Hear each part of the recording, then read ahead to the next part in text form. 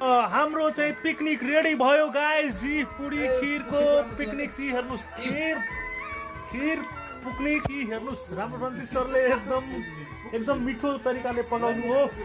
पुडी खिर यी हाम्रो भट्ट सरले खाँदै जय श्री राम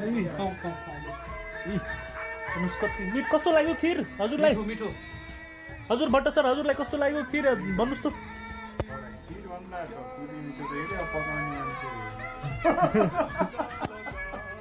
के छ रन सर खिरको स्वाद कस्तो छ एकदम टेस्टी A1 खिर मैले पकाएको के रे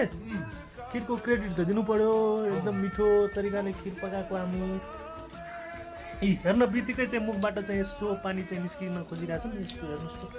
विनोद सर कस्तो लाग्यो भन्नुहोस् कस्तो लाग्यो राम्रो लाग्यो कही अक्षर ल